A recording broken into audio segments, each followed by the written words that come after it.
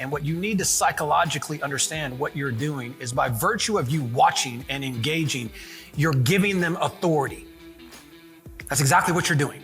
The moment you decide to follow, the moment you decide to engage, the moment you're literally giving them authority. You're projecting, we all do this, at some level, this is somebody that I want to learn more from or watch or whatever that is. Well, that authority, guys, is extremely powerful.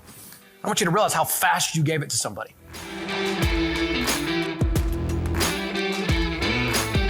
That being said, guys, round of applause for Roland Frasier. Thank you very much. So I am excited to have somebody here that I think can really help with the challenges that you might have if you have a little bit of a fear of talking to people, a fear of moving forward, any of the fears that might be stopping you from getting what you want. He's accomplished an amazing amount of things. He had built a billion-dollar company by the time he was 27 years old. He went out of that into something completely new and now has built a pretty amazing business that does deals pretty constantly. I'm very proud to call him a business partner. He's also one of the most focused, clear individuals that I've ever met, and I think that you will as well. So I'd like to welcome to the stage my good friend and business partner, Kent Clothier.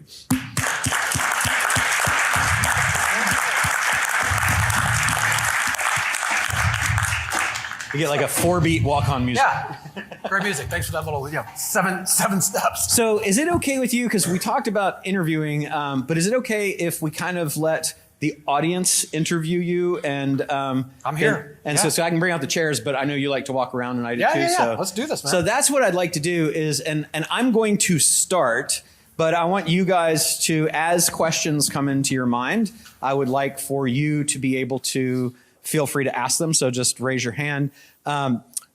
Maybe just a quick start, Kent, about kind of where you started, better than I said it, and where you've gone and the things that you're doing right now, all the deals, the fact that you've built kind of a deal flow machine through the boardroom. Right. I think if you'd share that, that could be very helpful. And as you guys are listening, think about how he has built a deal flow machine that feeds us constant deals that we can do, including one roll-up that we're working on right now that should be worth 9 figures to us, to he and me. So let's talk about that a little bit. Yeah, so first off, thanks for having me, guys. I can tell you without a doubt, first and foremost, that you are in very, very good hands with Mr. Frasier here. I've been in business for a very long time, and I can tell you I've never met anybody. And I run around with some guys that are pretty big deals. I've never met anybody that is quite like Roland. I mean that in every amazing way you could possibly mean it. He is the real deal at all levels. With that being said, I started in business. I was raised by an entrepreneur. I'm going to drag the chairs over here so that the audience. Here. Yeah, you know what? I'll talk. I was raised by an entrepreneur. Look at that. So my father owned grocery stores when I was a kid, right? And so how many of you come from an entrepreneurial family? Let me see your hands. Hold them high. Yeah, so you know that can either be a blessing or a curse, right? My father was extremely hard on me and my brother growing up and raised us with a common mantra my entire life, which, God, if he heard me say this today, how much I cherish that he was like this with us, because I absolutely hated it when I was a kid. But he told us that good isn't good when great is expected. Imagine growing up in that household, right? Dad, I just made the varsity football team. Good. Now let's see the stats. Get out there, bitch. Let's go. I'm like, come on, man. I mean, I'm a sophomore. Can we get some stuff? It was never like that. And so looking back, it was really beneficial to me because, like I said, growing up in the grocery industry, we started an arbitrage company when I was 17, where we were buying and selling truckloads of groceries kind of out the back door, if you will. And what I mean by that is every single item, there's 50,000 items in a grocery store.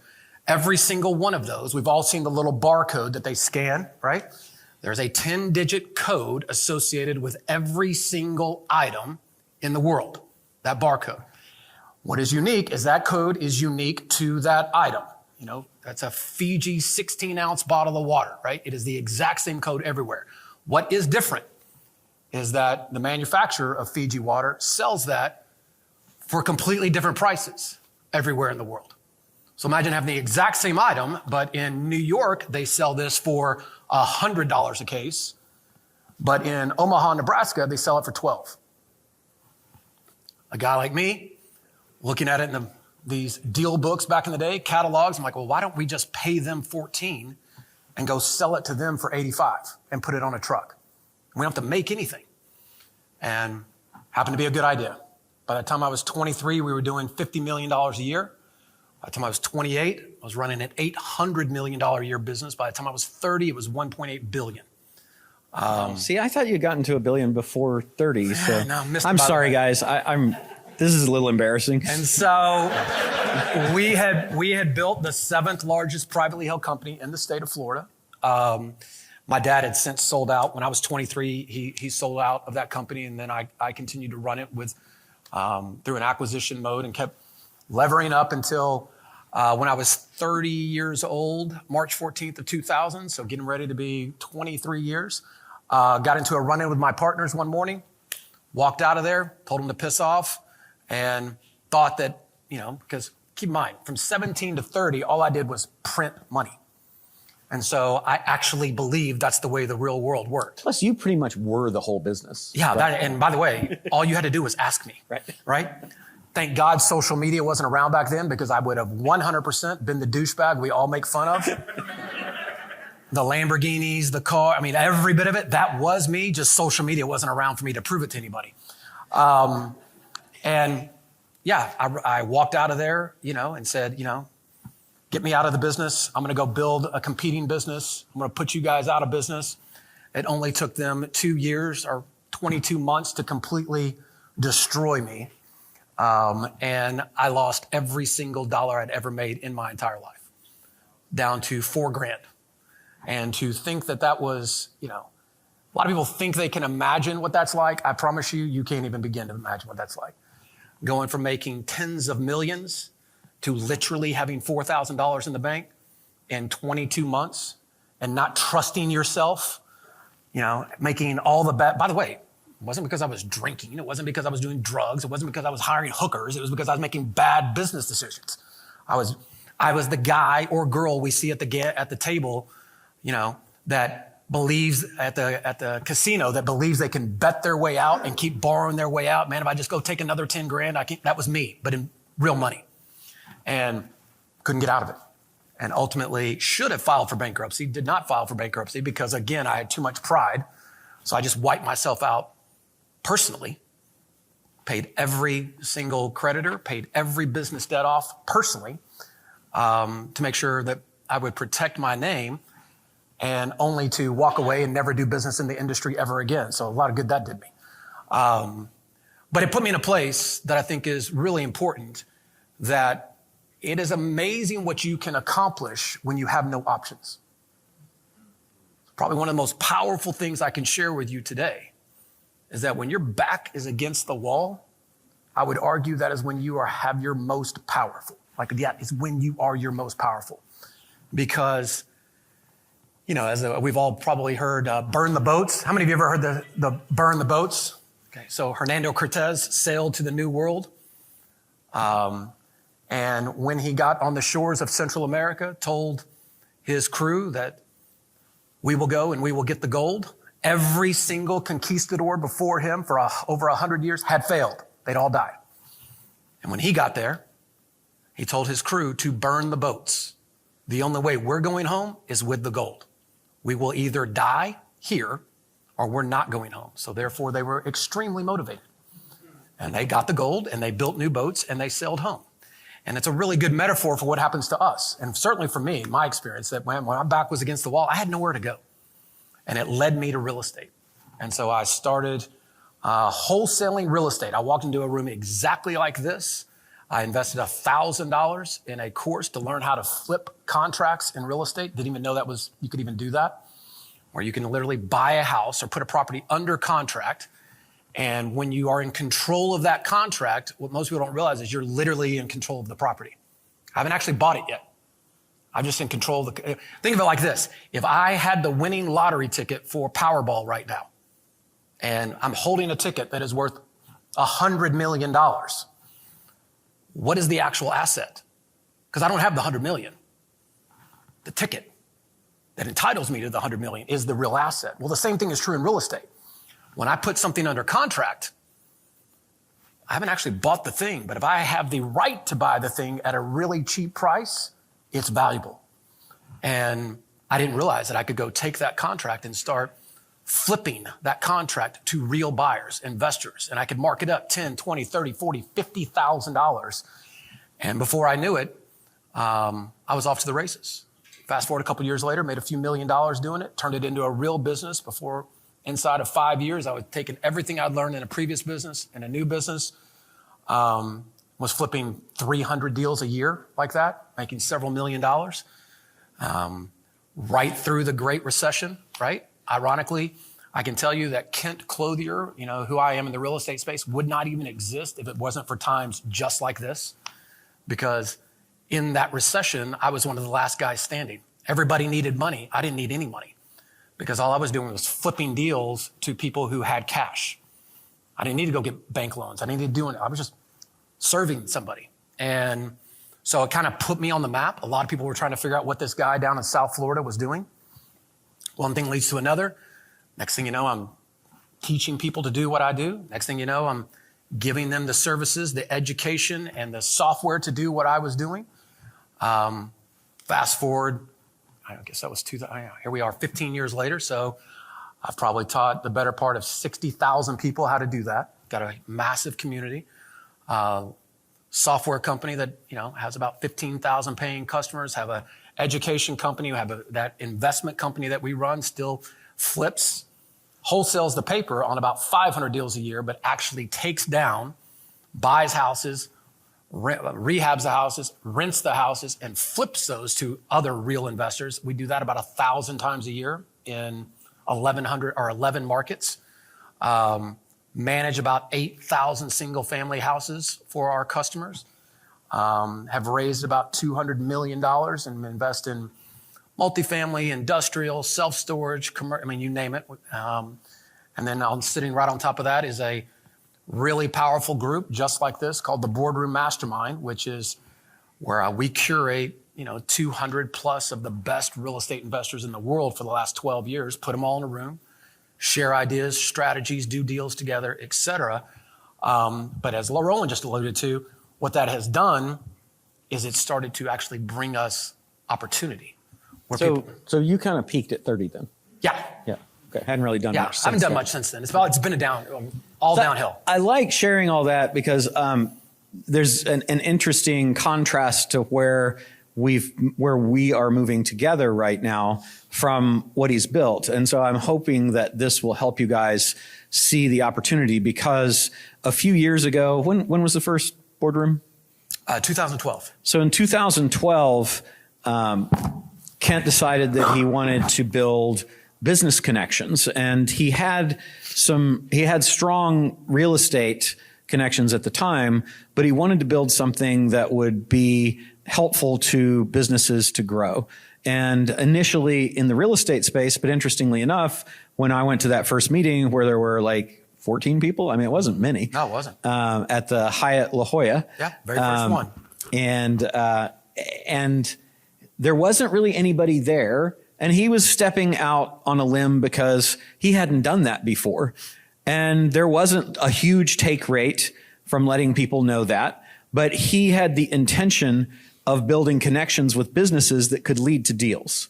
And ultimately, that's what's happened over the last 10 or 11 years, so that now there's a steady flow of deals that we are getting involved in on an equity basis together without having to invest in them. So I'd like to talk a little bit because that's something that I think is a big challenge for people. And today we're kind of focused on how do I create deals, but also how do I move through fear? You've gone through a lot of that. So I'd love if you would share, because you have a really great saying that you say, about your competition with respect to fear. I'd like for you to share that. And then talk about if you were going to, because you did this, I did too, but it's I think relevant to talk about what you did with Boardroom for everybody here who's looking for, how can I create deal flow?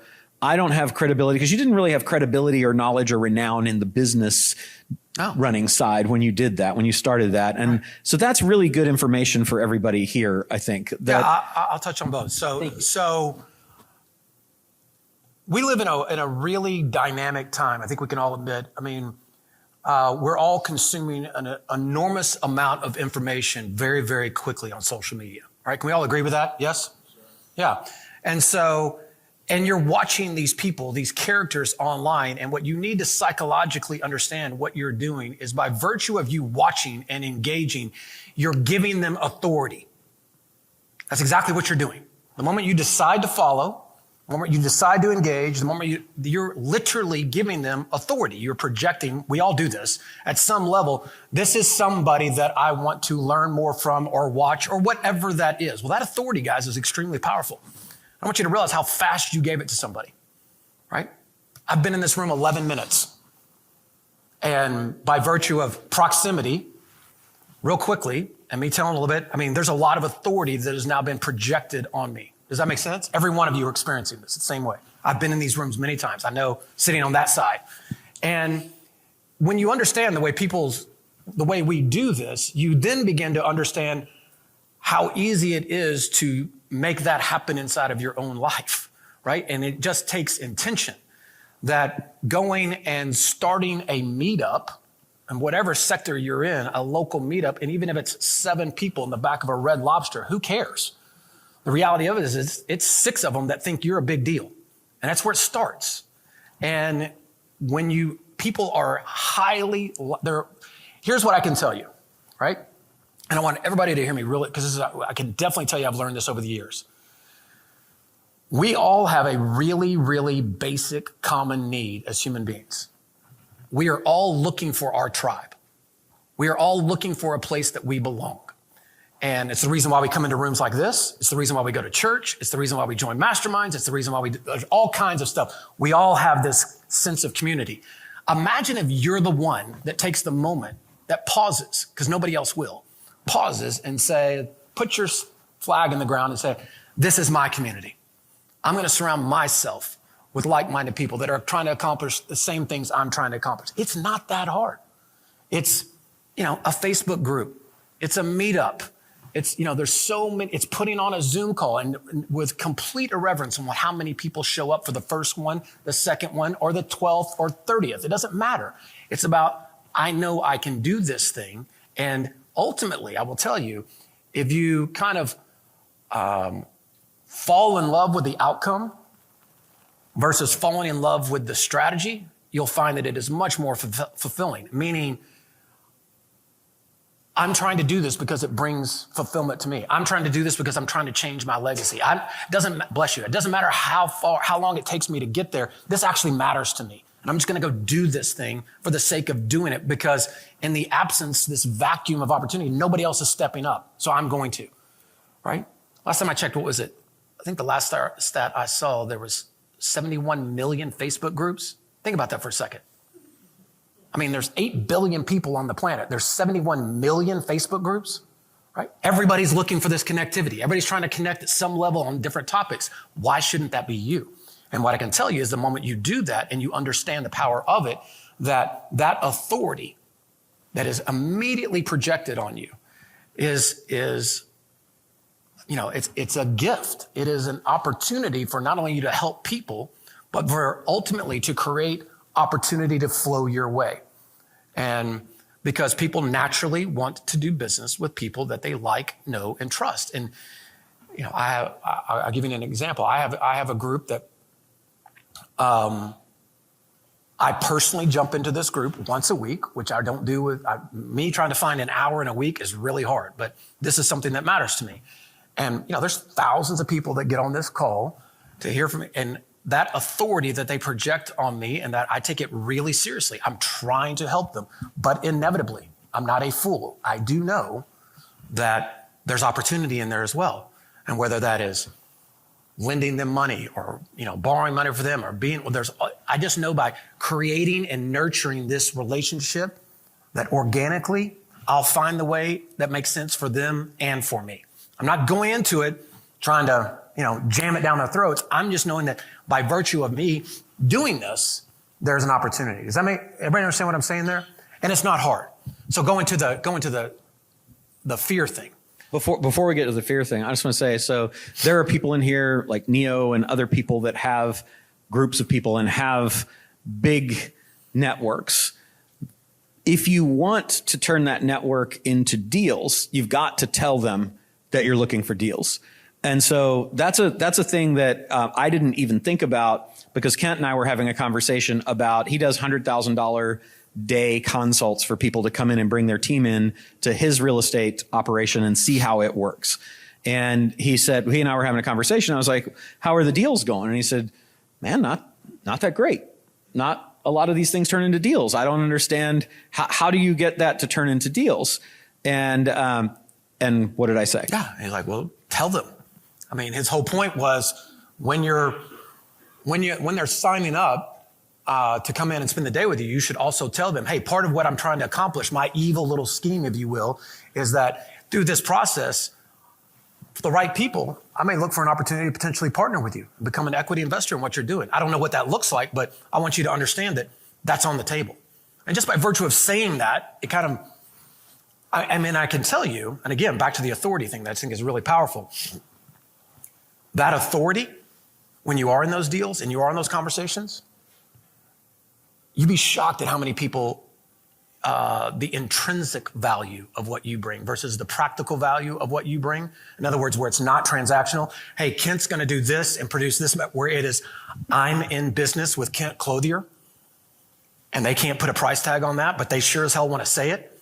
And that is massively important. So by virtue of me saying that to them, they're like, oh my God, man, I didn't even know that was a possibility. I had no idea I could be in business with you. And that's the key. So especially if you are already an authority figure and have people who are following you or looking up to you, they don't imagine the possibility of doing business with you. They think that you're so far past them when you may be like, holy crap, I got to put some stuff together or things are going to fall apart. Like that might be what's actually going on in your life at some minute. But there are people that see you like through Instagram eyes. They see you with your perfect life and everything that they want to be, that they're not currently. They don't even have any idea all the challenges you're dealing with, because those don't ever go away, right? But they don't think that it's possible to deal with you. So it's very important, whatever you do, to say always, hey, we're looking for deals. We are looking to acquire companies. We have our acquisition criteria. Make that known and seed that throughout, just like I'm doing right now, right? We're looking for deals. Let them know that's a big deal. So I wanted to just point that out because that's an important thing. Now to the fear. Yeah, I mean, look, I've been in business now for 35 years. I can tell you that I've gone through 2 or 3 things in my life that have really helped me to get super clear on just how precious the time that we have here really is. I think that I've never spoken in front of a room where people in the room at some level were not being reckless and irresponsible with time. It's just the way we are. We're human beings. But I can tell you, it ain't promised to you, baby. Right? You go lose a $2 billion a year business virtually overnight, it'll change your perspective real damn quick. I had the humbling honor of a few years ago when I had my mentor at the time was my uncle, who was the CEO of one of the largest cruise companies in the world. He spent his entire life away from his family building this empire. And then when he retired, the board gave him a $30 million check out the door, 60 years old. I'm 52 now, about to be 53, and I can tell you 60 is not old. When I was 22, 60 seemed ancient. But at 53, that's not old. And he retired, and sure enough, 6 months later, he got diagnosed with cancer. And unfortunately, he heard that word and he started pretty much dying in that moment. And so a few months later, I got a phone call from my mother, October 12th, I remember it very clearly, that you need to drive. I lived in Delray Beach, Florida at the time. I live in La Jolla now. But you need to drive to Daytona Beach as fast as you can. Your uncle is dying and he's only asking for you. And so 5-hour drive up the Florida Turnpike. Worst drive of my life because I couldn't imagine not being there. And so I drove up, got to him, literally came running into the hospital, get in there, and he is completely hooked up to all this stuff. Cannot talk, but he has a whiteboard in his hands. And, he was a shell of himself. He was a 225-pound, big, 6'4" guy. I bet he didn't weigh $140 when I saw him. And on his board, celebrate my life, right? He's lighting up. He's like, I just wish I had more time. And then he held my hand and he died. And I remember being such a profound moment for me because in my life, I had really, really idolized this man, right? And had been very successful for a lot of the stuff he had told me. Business. But in his world, it was business at the expense of family. Do whatever you got to do, right? At some point, you're going to get to it and you're going to have this great life.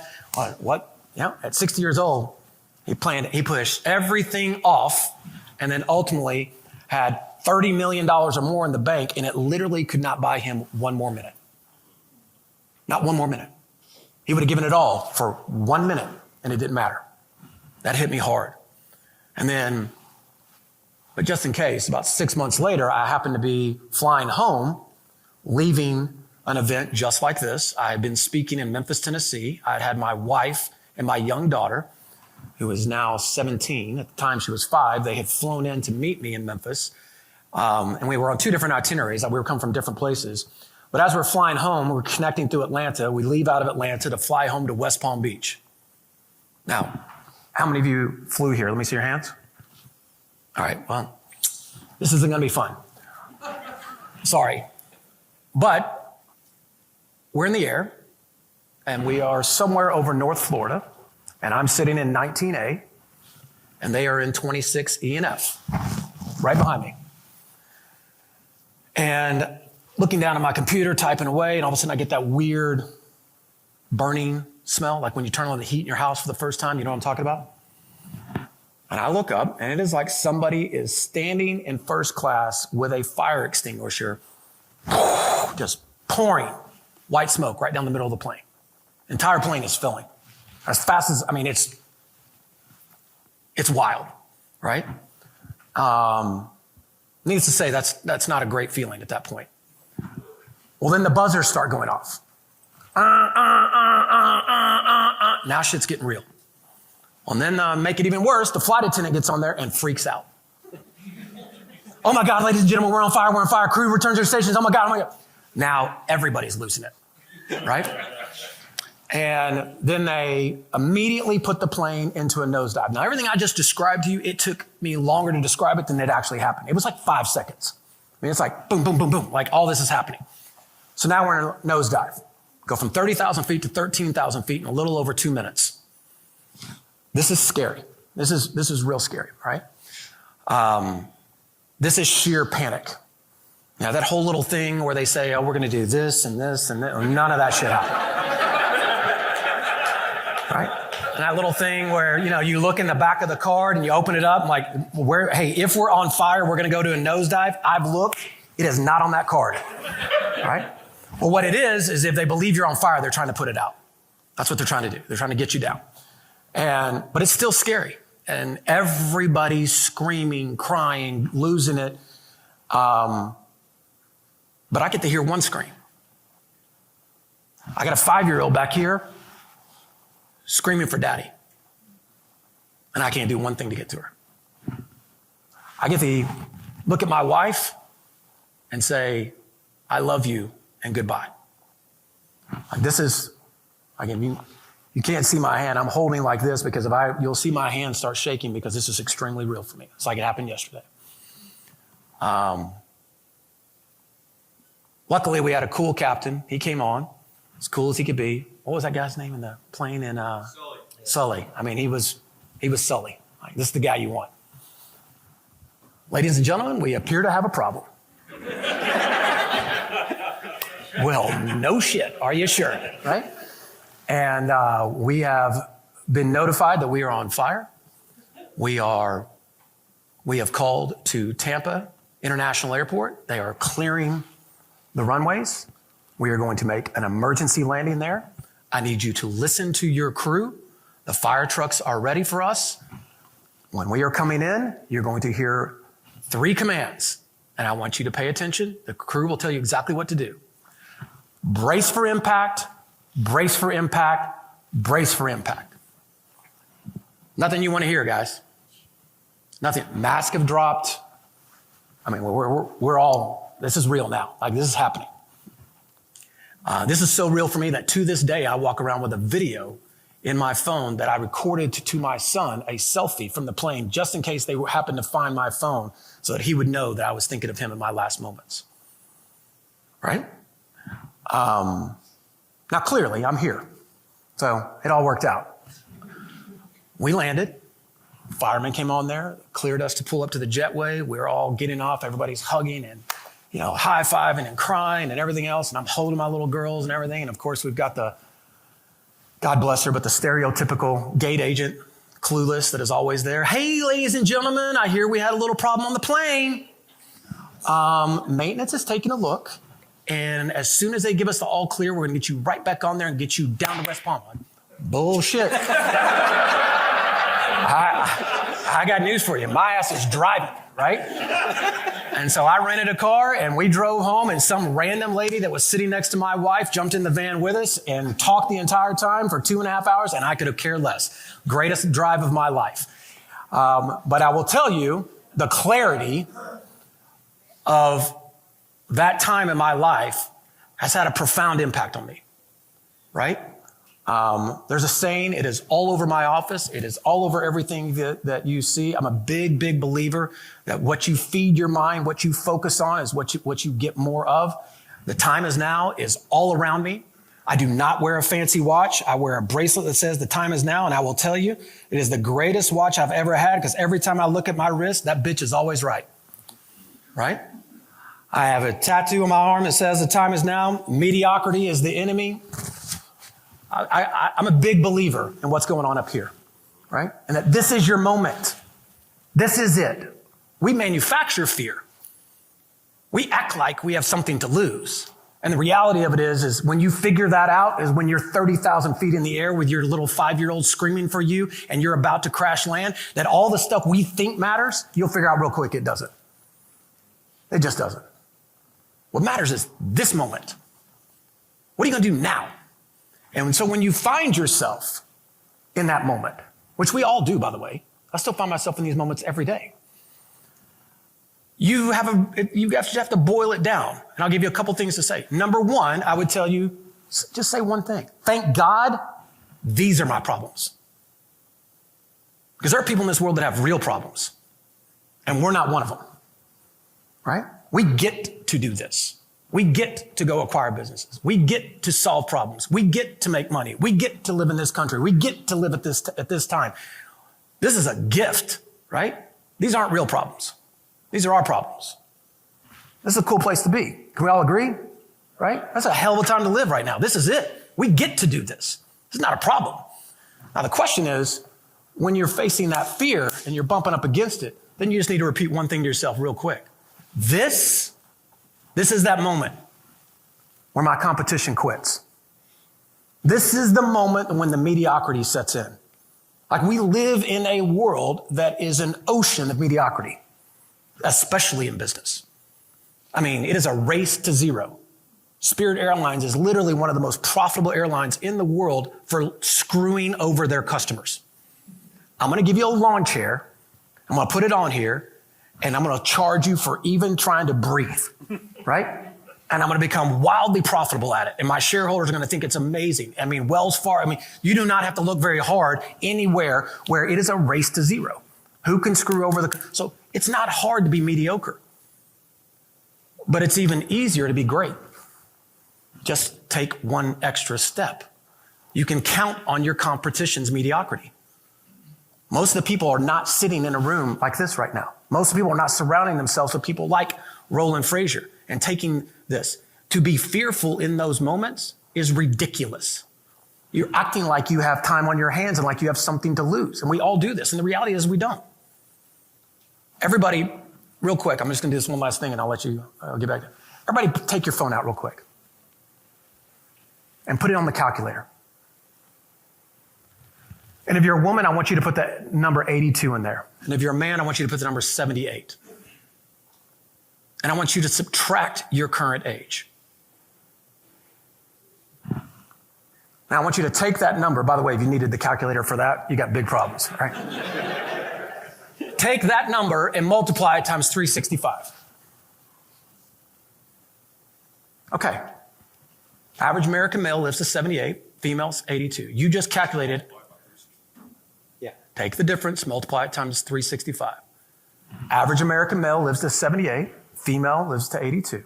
What you have just calculated, statistically speaking, is how many days you have left on this planet. Take that number, multiply that times 0.67. It's reasonable to assume you'll be asleep 8 hours a day. Who's got a number for me? 10,500. Who else? 13.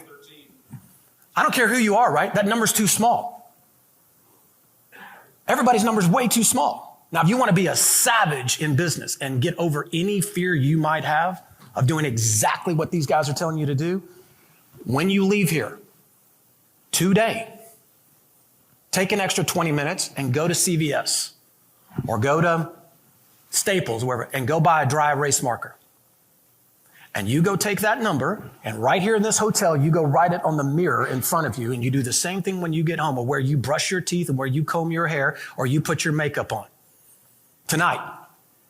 And when you wake up in the next morning, guess what you get to do? Count that bitch down. Erase that last digit.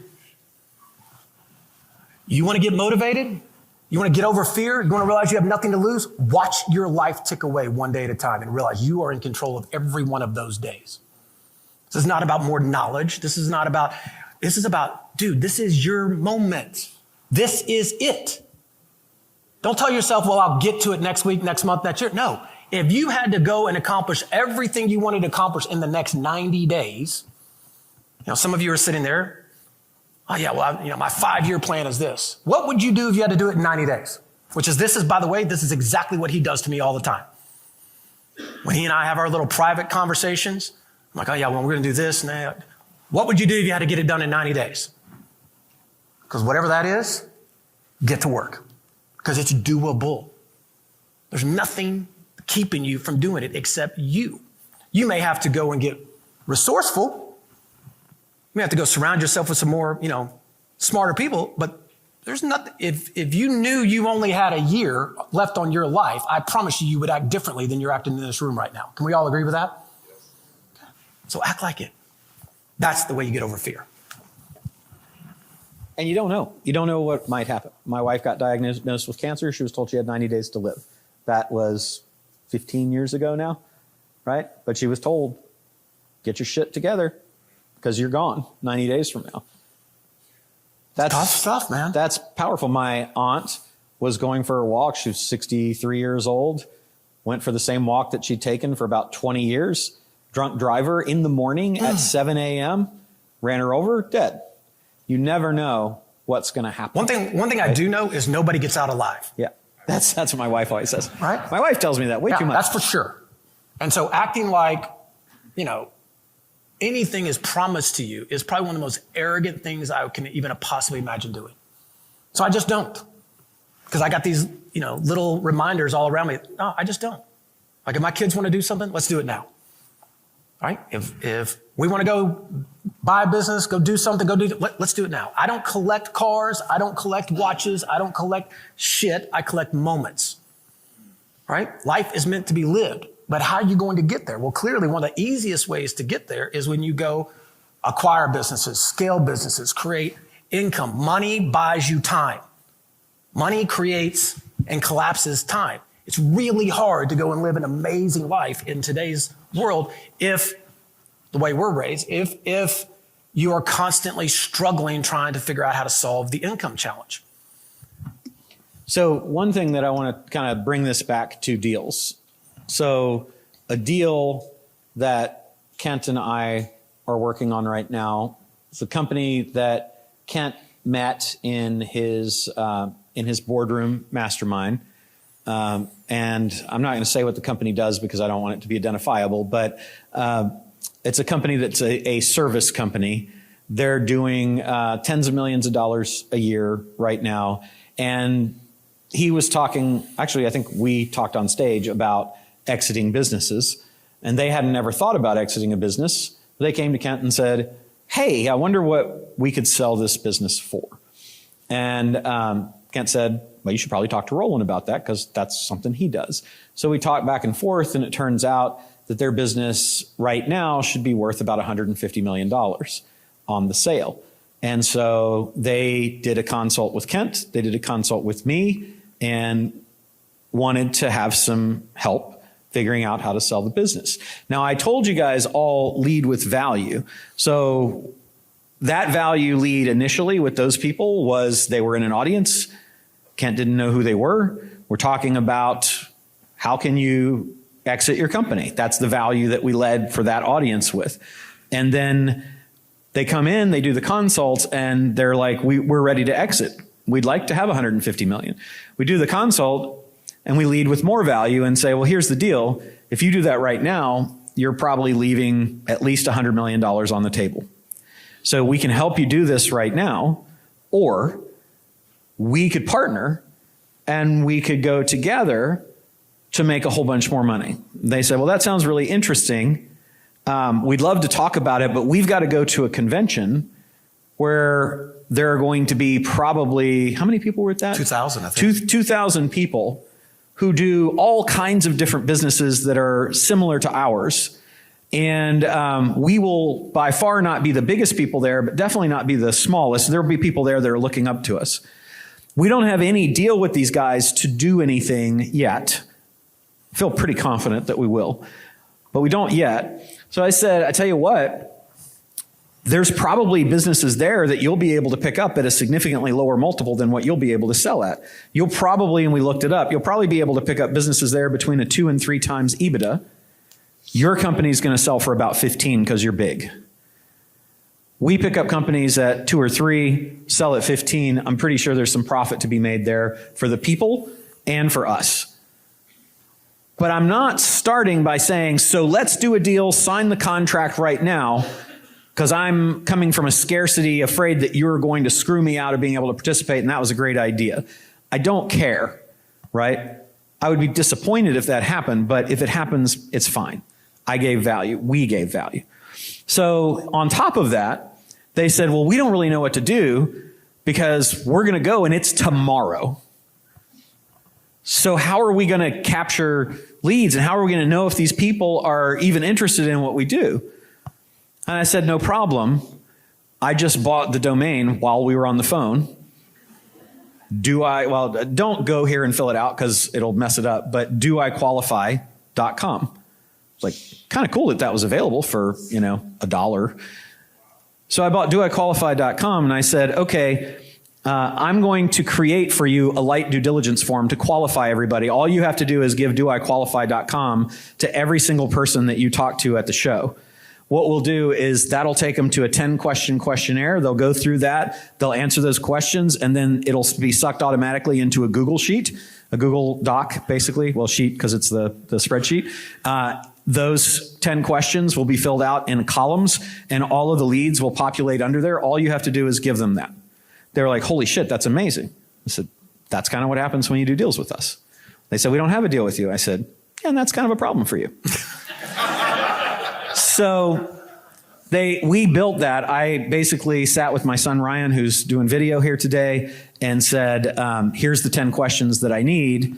And they were able to go that night. And so for those 2 days, it was just over this past weekend, they were able to go and give that information out to everybody. And we built a huge lead list. And they came back and said, well, they had 25 to 50 companies that were interested in being acquired, that were doing multiple millions of dollars, and I mean, that would fit perfectly, kind of like their ideal client, like that would fit perfectly in what we're talking about. So when you talk about leading with value, now, I mean, it is true that we control the sheet, but they have access to it and they could copy all that information down and they can go and do these deals themselves. But they've already said by voting to hire both Kent and me independently as advisors that they want help with this.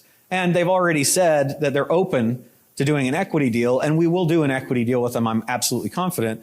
But think about the value that we were able to lead with in almost no time at all. And then if you also want to think about a great way to generate a big lead list of companies to acquire, go to an event like that, create your light due diligence form, tell everybody that you do what you do, and let them get excited about it and go and qualify themselves. And then you've got a huge list of people, I mean, 25 or 30 companies who qualify because they're telling them their acquisition criteria as they're having those conversations. That's pretty amazing. Well, can I just add one thing to it? So one thing, let me just, is that these people, you know, I do a lot of coaching, not just in real estate, but I do a lot of coaching in helping people scale their businesses, right? And so these people literally paid, if you remember, they came to me on the scaling. This is why I'm going to tell you why this is important.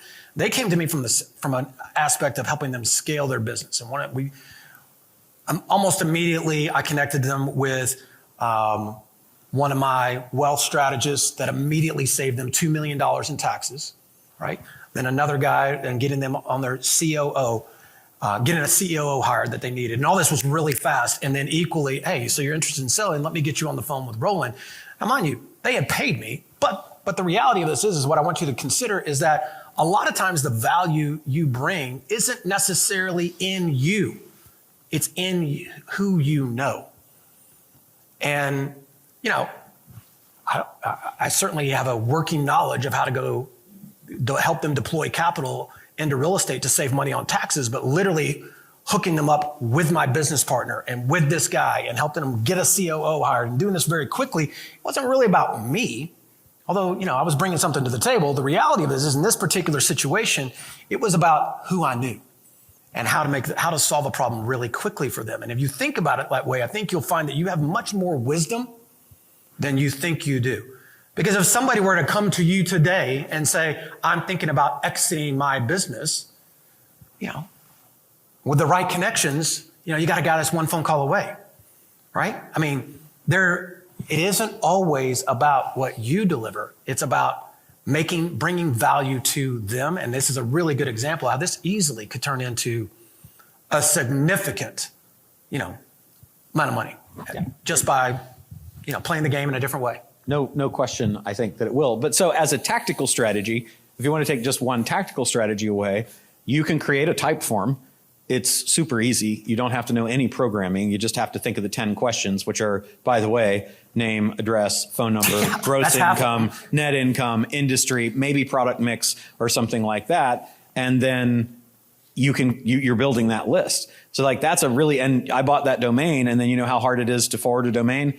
You click on the thing that says forward this domain to another domain, and you paste your type form domain in there. And now you look awesome because you've got a real domain instead of go to typeform.com/XY12579. Right. That's not going to work, right? You've got a good vanity URL that you can send people to.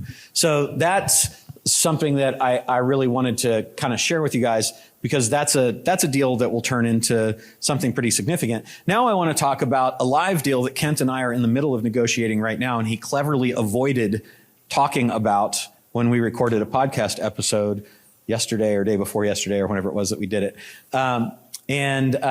Again, I want to give you leading with value and not being afraid that somebody's going to take your ideas or something like that, because they will sometimes, and that's okay, right? But so Kent got himself into a really, really awesome deal about advancing real estate commissions. And will you briefly explain that business to him? Sure. So I had one of my mastermind members in doing a presentation, very successful guy. As he's making a presentation, asking for help in his business, by the way, he's kind of going through, here's all the litany of companies that I own, and here's what each one does. And one of the companies he mentions He's like, yeah, I make a couple $1 million a year doing this, and I advance commissions to real estate agents, and I'm like, whoa, stop, let's go back. Like, anybody that can have a business that he's making $2 million and literally not care at all enough to even talk about it, I want to know more, right? And so we started getting down in the weeds, and this guy had no idea that this was as big an idea as it really was, but I saw it really quick. So fast forward, put a deal together with him where we're taking that national, took collectively 66% of the company, because operationally, it's his idea. We're following his blueprint, but he doesn't have. I have all the know-how, the leverage that can raise the money to get it all done. And what the company actually does is that in the real estate space, real estate agents inevitably they get caught in these ebbs and flows of commission. Right? I got a closing this month. I have nothing for 60 days. Right? But they're still trying to pay their bills. I had no idea this industry even existed. But come to find out, I was talking to Sam and others that this industry is actually a really big deal. And that what the company does is it comes in and looks at a transaction and says, this agent is owed $20,000 on this deal. We can see it in the MLS. We can confirm with the title company that indeed it is going to happen. It is set to close on February 10th. If we can see that, and we can see that they have a couple more transactions behind it, we will advance them $15,000 of that 20 grand. And that's beautiful to them, especially if a deal just got pushed or what around. I mean, they're like, this is amazing, right? Now, in exchange for that, we make, a rip on that money, right? And we're making about, call it 10% on the money in a 30-day period. So you can start to do that math real quick and realize this is a very profitable business. Not only is it solving a need, but is it actually a very profitable business. When I heard that this was a big business for Barbara Corcoran on Shark Tank, it perked my ears up really quick that, this is a lot. And so it's a business that I got real excited about, but ultimately, because of that authority that I just talked to you guys about, this guy was all too happy to come in and be in business with Kent Clothier and for us to bring the resources. We're bringing the money, we're bringing the operational knowledge, we're bringing the relationships. It's his idea conceptually, right? We're following kind of his blueprint on how to get it done, but we have the ability to take something national where he was only doing it in one state. And that's exciting for everybody. Everybody's winning when you do that kind of thing. And so many of the deals that I do is simply painting the picture of the additional opportunity that they're not seeing right now.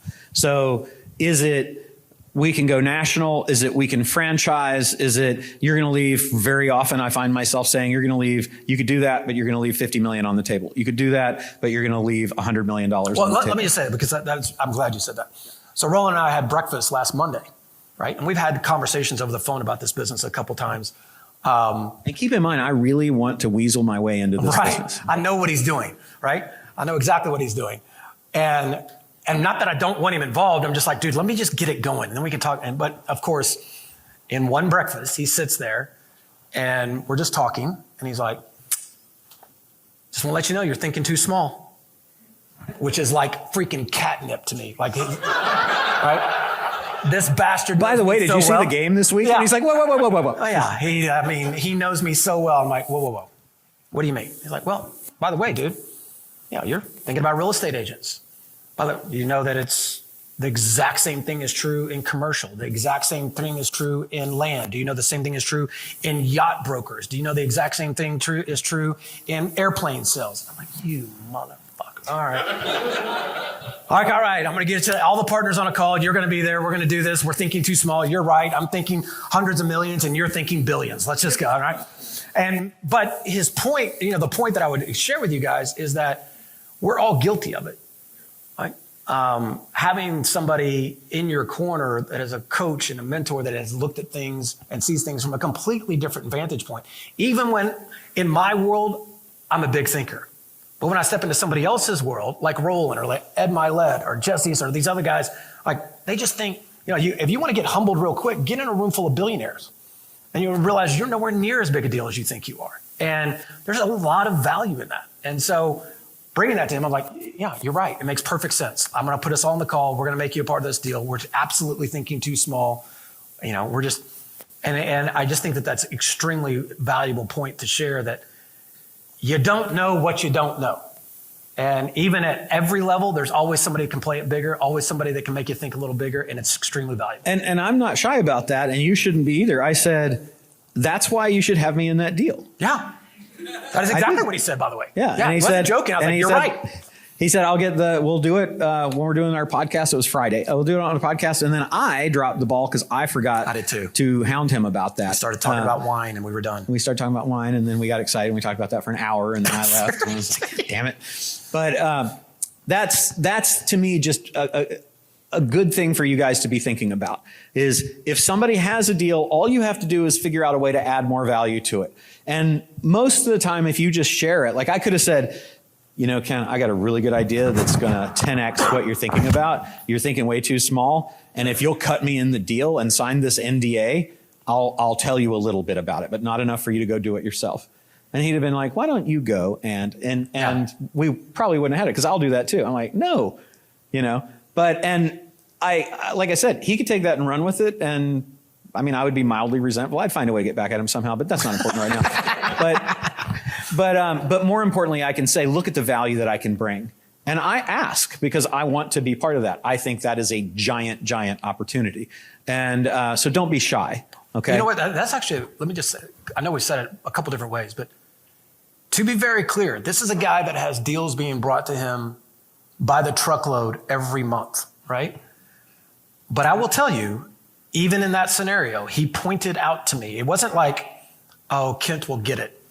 You know, Kent will get it. No, it was like, dude, I want to be a part of this deal. Put me in this deal. I know I can bring value here.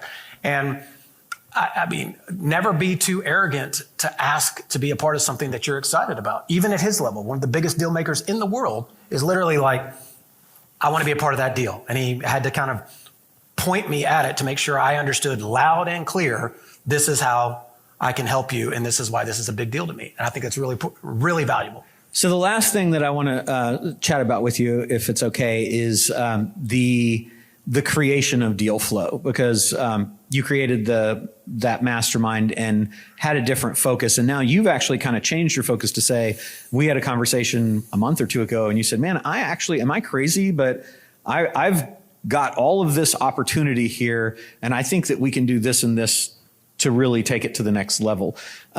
So for a couple things I'd like to accomplish for everybody here thinking about starting something like that, what would you recommend, assuming that they have no credibility in the space they're going to, no big name to use or anything like that? And then how you would pivot that into, or from the start, use that to generate deal flow. Does that make sense? I'm just trying to think of it. So if I was going to start a mastermind or a group, would you do it that way? If so, yeah, I would literally do exactly what I did. Okay, great. I would literally do exactly what I did. And, you know, I guess as the saying goes, you do it wrong enough, long enough, you figure some stuff out. Well, this is just one of those things where I happen to be right coming out of the gate. Yep. I went and I found a video mailer. Do you remember this when I did this? I do. The drone shot of your house and everything. Yep. And so where is she? I hired Elisa, my video girl, was there. And so we filmed a quick little video, and I had, and we can easily introduce you to the company, but for about $20, you can go out and create a video card, a video mailer. I don't know, you guys may have seen these. It basically looks like a big postcard, and you open it up, and inside a video starts playing. You guys seen these?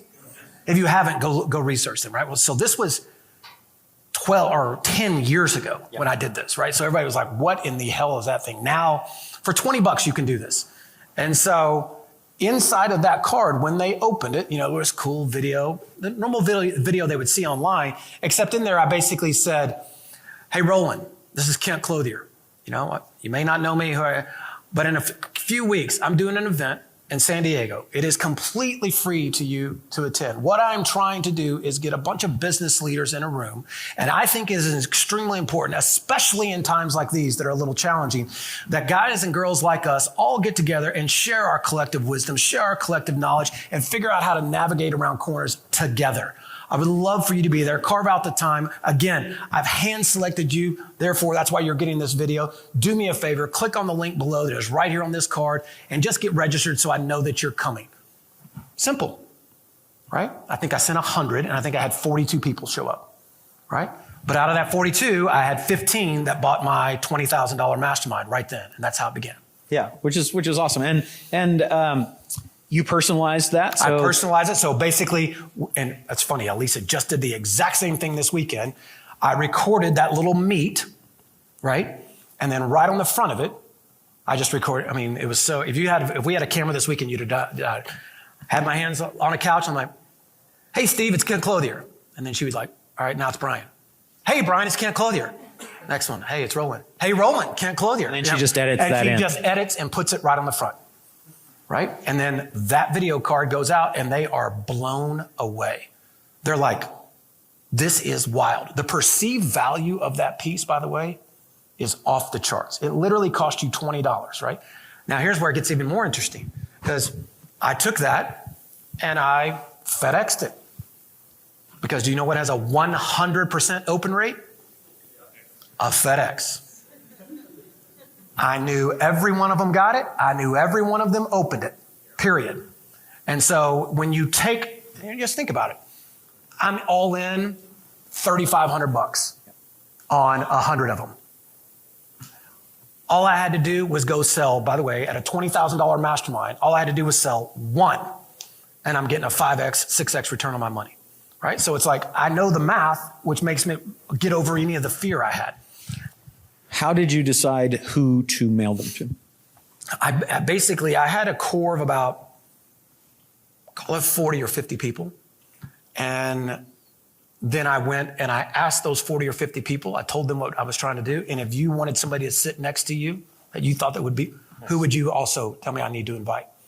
About half the room I didn't even know. So what if you had not had the 40 people? I don't, if I didn't have the 40 people, it's hard for me to answer because it's just never been my reality out of integrity. I don't know if I can answer that way. But that's the hypothetical you have to live with on stage. But I would say that I think you'd be hard pressed if you're in a room like this, or if you are literally going to events, or you are literally, reaching out. Every single, keep this in mind, guys. Everybody's accessible now. If you want to send me a message today, right? I don't know you guys. You understand you could go directly on Instagram, Facebook, and LinkedIn and talk to me directly. Anybody is attainable now. Anybody is reachable today. Doesn't mean you're going to have success, but there's nobody, Were these people local? No, they flew in from all over the country. Okay, so what I would say, if you don't have anybody to talk to, number one, get out more. Get some friends. Number two, if you don't have anybody right now, then it should be your prospect list. So you should be prospecting for companies to acquire. So one of the best things that you could do to ingratiate yourself to them and deepen the level of wanting with them is to do something for them. Hey, I know that I reached out to you about the possibility of working together. One of the things that I do for all the companies that I work with periodically is get together a group of really smart people just like you in a room to share all the things that they're doing right and that are working right now. And so I'm issuing this personal invitation to you and just a few other people to do that. We're going to meet and then all the details. That's something that they're going to pay attention to. You have a connection to them and you're leading with value. How much did you charge for that initial mastermind? Nothing. $0. Now, you could do that virtually. It's not going to be the same. We have about 100 and some people virtually. Thank you guys all for being there and watching and being patient, because I can't see your stuff here without my glasses. But we will get to questions. And you can do that virtually, but doing it in person is important. Almost all the hands here were raised saying you flew to be here. Almost all the people there flew to be at Kent's thing. And at that thing, you're going to give value. Now, we have a mastermind sprint that any of you that are in any of our programs, and I think that's all of you who are here, have access to, that gives you all of our SOPs on how we've run masterminds for 1,000 years now, how to do it, how to market it, how to sell it, how to conduct the event, everything, okay? You have the ability to do this, and it will absolutely result in cash for you. I've never seen it not. Never. It will also create deal flow for you, because you will now be the authority at the front of the room. No doubt. You'll be the person that is getting credit for providing all of the value, even if it's just because you brought smart people in like I do here, right? And then you'll probably be able to turn several of those into deals. So that's how I would go about doing that. Follow what Kent talked about. Elisa back there can help you create the video. Hey, Elisa, can you just plug your ears for 1 minute? She charges way too little. Super cheap. We would pay so much more. Okay, that's good.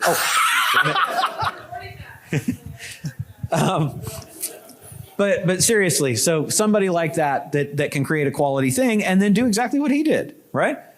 Hey, Mary, this is Roland. Hey, John, this is Roland, etc. And, maybe you decide that you invite everybody named Mary and John and you only have to do 2 of those, right? Huh? Okay. But that's what I would do. I think that would really be a big benefit. And if you want to cut your teeth, go on to meetup.com and, drive everybody to a meetup. Again, this sense of community is a very real thing. It is. And you get traffic on Meetup, but you might not get the traffic you want. I would rather see you identify your acquisition criteria, 100%. Send out to those people, and then make a room full of 40 or 50 acquisition criteria qualified prospects that you'll be talking to. That's going to be very powerful. One thing that you shared with me, and I've had several people over the years that I tell you is really important when it comes to this, is the easiest way I could say it to you guys is you get what you tolerate. And so the more specific you are, the better the outcome will be. If I'm just running this general business thing and we're going to get, that's never going to be what you want it to be. So be specific. Like, hey, I'm trying to go and this is a group about, women run businesses that are trying to achieve, whatever your niche is, go hard down in there and you'll be shocked that now what the output will be actually what you want. But I've definitely seen people that just kind of go down this path and it's way too broad and and even the guys we were working with, remember we told them we got to be specific here so that the leads come in are real good leads. Right. Exactly. So I want to open it up for questions for any of you that have questions for Ken. I want you to think about a few takeaways that I think are good from here. One is the time is now. You never know when you're on the airplane that's going to go down. Your uncle or most people who find themselves on their deathbed, they only want more time because they didn't do enough with the time they had. They squandered it in some way. I love the exercise that Kent said about calculating the number of days that you have left. Write it down every single day, cross one off. We talked about the tactics of how you can get an event to turn into lead generation very, very quickly or add tremendous value if you're talking to a prospect or a business partner portfolio company that you want to grow, that you can say, hey, why don't you guys go to an event? Notice I didn't go to the event. Kent didn't go to the event. They went to the event, right?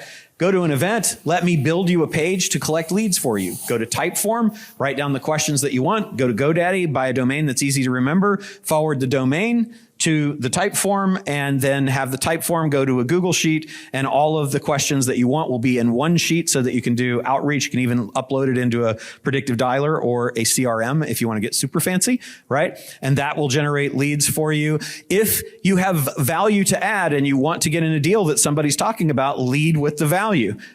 Ask to be in the deal. Don't ever have an ego that's so big that something that you want, you're not going to ask for. Also, don't assume that somebody, even as your business partner, is going to say, hey, why don't you come into this deal? There's no reason to do that if there's no value, and he might not even be thinking about asking me to come in the deal, which is very, very selfish. And then what was the very last thing we did? I did pretty good in remembering most. Oh, the mastermind. And then the mastermind, if we were going to start from scratch, and even if we weren't and just wanted to go into a new industry, I would identify the prospects. I'd put together the video letter. I'd get somebody who was a professional to create that for me. I'd send it out. We'd have about $3,000 to $5,000 invested in that whole thing. It will cost you about $5,000 to conduct the event. So let's say the whole thing you're in 10 grand. You sell one person at 20,000, then you've doubled your money, but you'll probably get, if you had 50 people, it would be reasonable to expect that you would have 10 to 15 of those people that join. That's $200,000 to $300,000 that you should make from doing that. Let's say that you only made 10% of that. That's still pretty good. Okay. But more importantly, you've ingratiated yourself and given value to a whole bunch of people that are your ideal prospect. And you've started a new business that's a mastermind, which isn't a bad business to have either, because you can then start inviting more and more prospects. Okay. So those are the takeaways that I would get. Did I miss anything, do you think? No, I just want to say one thing on it as it relates to the mastermind and the event stuff, because I know inevitably somebody's out here like, well, who the hell would give me 20 grand, or why would they, I think a lot of people are that. Right? And you might be surprised, right? The power of exclusivity, the power of access to you, the power of your wisdom, the power of your knowledge, the power of the other people that you can put in the room, et cetera. There's a lot of different ways to provide value to somebody. And it isn't always just about you. It isn't always this one-to-one. It's a lot of times, especially in a mastermind, it's about this collection that I'm able to put in this room. And, the beauty of a mastermind in particular, if you can sit down with somebody, and again, if I put 10 people in a room and one person is speaking and the other 9 are focused on trying to help that one person, what are the chances that across those 9 people, whatever's a big deal to that one person, that the 9 can actually help them? That's probably pretty good, right? You get the right people in the room. And so now it's not just on me. Where's the pitch box right now? Who got it? Okay. Can I, Jerome, will you take that? Give it to that gentleman right there. So to go to what Kent said, at lunch, Jerome and Ray came with us to lunch. It was me, Sam Karamian from Big Block, who you're about to hear from, and Jonathan Kronstadt and Deanna and my son, and I think that was everybody that was there. And we were just giving value to Jerome and Ray. I'm going to put myself on the line here. Tell me about that experience. How was that? Did you get value? Is it going to be worth something to you? What do you think? Would you stand up and share? Yeah, for sure. So I spent a lot of money in masterminds over the past, 5 years or so. I've always been disappointed, right? Because I end up being, and this might sound egotistical and I apologize up front, but I always feel like I'm the one that's always given. Right. And it's hard to spend 20, 30, 50, 100 grand and not feel like you're getting. But I literally sat at the table and said, these are the 3 things I'm trying to figure out. What do you think? And everybody went around the table and gave me some ideas. Now it's on me to implement, which is the part that's kind of overwhelming right now. And this is the first time I've actually been with people where at times it's hard for me to keep up. Like I'm used to people saying like, whoa, slow down. There's too many ideas. You connected too many dots for me. So yeah, I mean, without a shadow of a doubt, and I totally didn't expect it, which is the other thing. So was that part of what we promised you as being in the group? No, I mean, did we promise you we'll take you to lunch and focus a group of people around you? No, right? We didn't have to do that. Like, yeah, we didn't have to do that. Right. We didn't have to do that. No, we didn't have to do that, right? But because Jerome had asked me a couple of questions, he had texted me and we talked a little bit, and I was like, let me get some really smart people together to help you with that. That cost me nothing to do, but it allows me to bring really smart people who all, by the way, charge quite a bit of money for their time at no cost to Jerome and Ray to help them with their business because we want to help. And when you guys have that same attitude, and Kent is the same way, when you guys have that same attitude, then that shows through. And then my guess is that he'll tell other people that, or he'll just take it and use it because I know he's an implementer, right? And he'll get great value and that will be reward. That's what you do. You just give that value. And so what you were saying. Yeah, that's the point. Thank you, Jerome. If you go put them, like anybody can do that. Anybody can do that. By the way, I didn't even have to have any smart ideas. If you take all the things that I said that were helpful out of that, all of the things that the other people who, again, cost me no money. This is the hack of masterminds that people don't get. All you have to do is be a decent facilitator. That's it. To deliver great value if you put smart people in the room. That's exactly right. All you have to do is be a good facilitator. I have one of my clients who runs a roofing mastermind, right, with like smaller roofing companies. He's a guy doing $5 million a year, maybe $6 million a year. But when he's in there, all he's done is put a bunch of other roofers in the room. But think about the collective wisdom when you put 100 roofing companies in a room. Do you think they know a few things about roofing? And some probably more know than others, or more than others. And some know more about chasing storms, and others do insurance. I mean, there's so many different variables. But the idea here is the guy that put the room together, it isn't all on him. Like, get the room together and let them solve the problem. And he, by the way, gets all the benefit. Because he's the one that gets to say, I'm the king of the roofing masterminds. Yep. And they all go to him to do deals. But all he was doing was smart enough to put the right people in the room. And you can accidentally build a pretty valuable business here. One of our friends just recently sold half of his business, which is only a mastermind, for $11 million. Yep. For $11 million, half. Right? He still runs it. He still gets all the deals, and he's got an extra $11 million in addition to all the money that the mastermind makes. Yep. So you can accidentally create a great business. Okay, who's got questions for Kent? Right there, Brian. That'll be easy. Ken, thank you for everything you've shared today, particularly the story about your family on the flight. That was amazing. My question is, when you did your first one, what did it roughly look like? I get that it was a mastermind, you get the people in the room and all that you just said, but like when you got the first $25,000 for X number of people for that mastermind, what was the structure? Was it once a month that you met, once a quarter? Like, how did that I work? wasn't even smart enough to do payment plans. My first deal was pay in full, bitch. Like, that's the way it was, unfortunately. That's how I just didn't know any better, right? No, but what was your deliverable? My deliverable was I was going to do one meeting every quarter, right? So every 90 days we would do a meeting, and we would bounce it. My commitment was I'll do one in each time zone.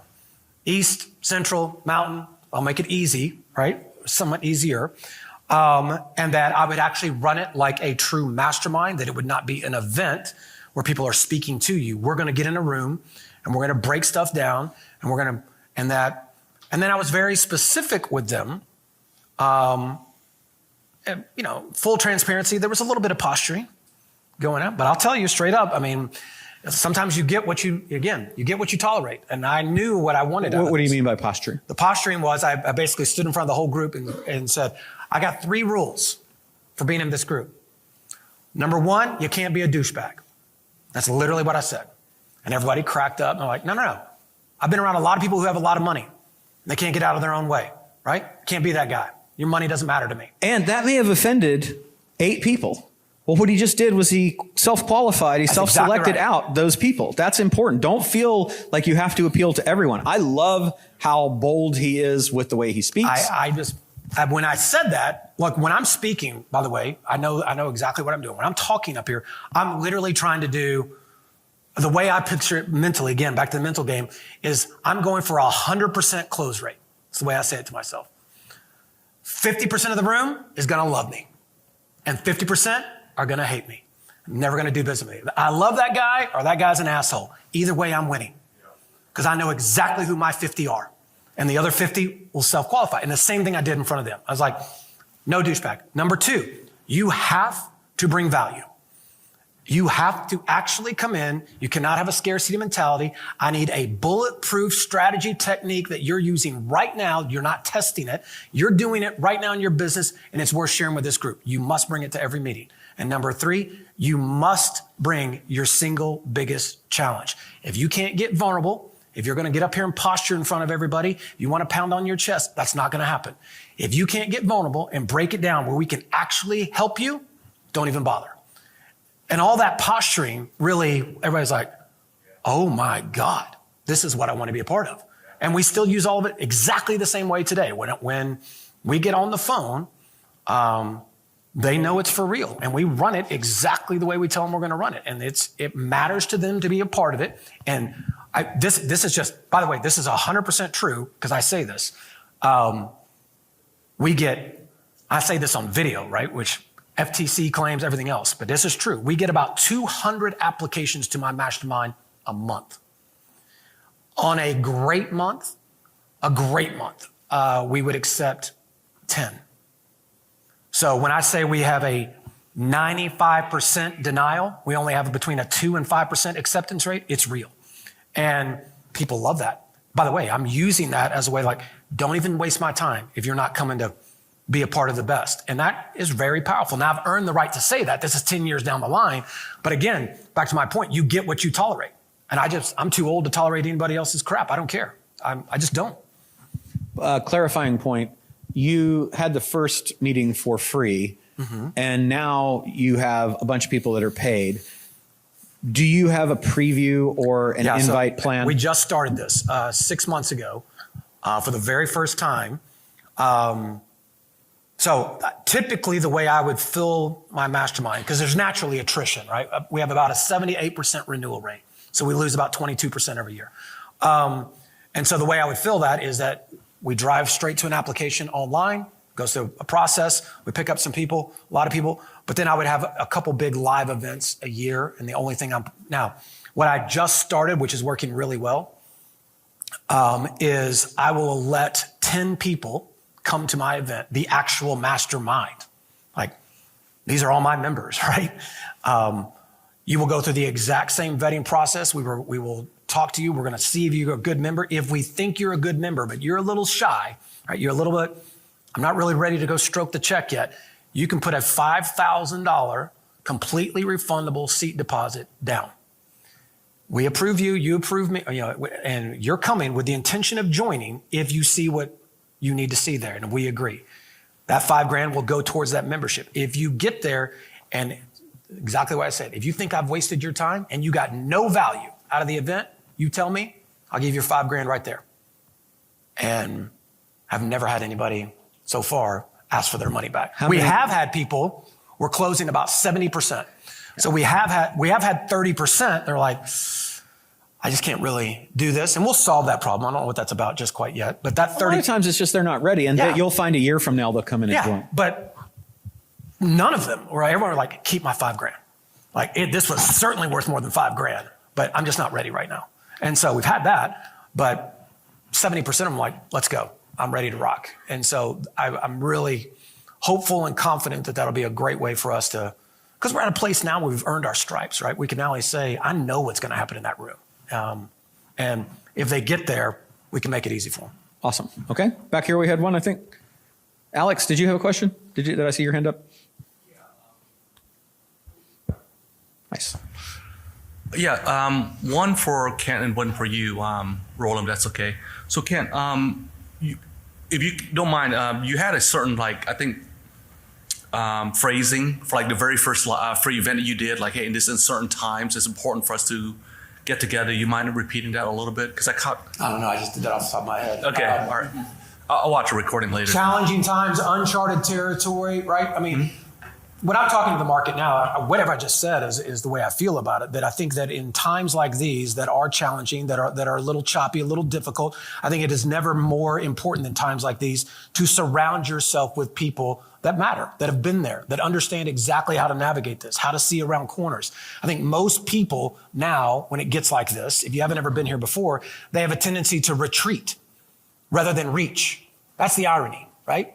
In times like these, what you should be doing is reaching. You should be reaching for the people like Roland, like, man, you've been here. Show me. But what most people do, they're like, oh my God, I gotta cut all my marketing. I gotta get all this down. I gotta cut all my expenses. I gotta go into my hole. I'm moving the office. I'm moving back home. This is what people do. And the difference between great and mediocre is literally that decision is don't retreat, reach. And that's the way I would phrase this right now if I were you, because by the way, it's exactly the way I feel, is that this is that moment. I mean, Roland and I were just talking about this, that if I could explain to people how important this moment really is, this time that we're in, I mean, this is literally where legacies will be made. Right now. This is it. Not the 12 or 13 years between the Great Recession and the pandemic. That's the hardest time. That's the time that all the incumbents get to continue to make money. This is the time that the disruptors get to come in when they're retreating and start reaching. And I love And I mean, that. we were just talking about it. And I mean, we talked about it from stage a few weeks ago. And in between that time where I said, we're on stage, I said, mark my word, right? Your competitors, rather than you go to try to go and grow a business right now, I can assure you that what you should be doing is looking at your competitors to acquire them right now, because they're all coming. It's going to happen. I've had 4 separate companies, the largest doing $25 million a year, the smallest doing about 8, but 4 separate companies. I'm about to take 50% or more of their company because of exactly that point. Like, they just don't want to go through this. Like, big, whether it recruiting companies, VA service companies, software companies, commission. I mean, there's these businesses where they're like, I just don't want to do this alone. I would love to help the resources. This is a time where a lot of people start retreating.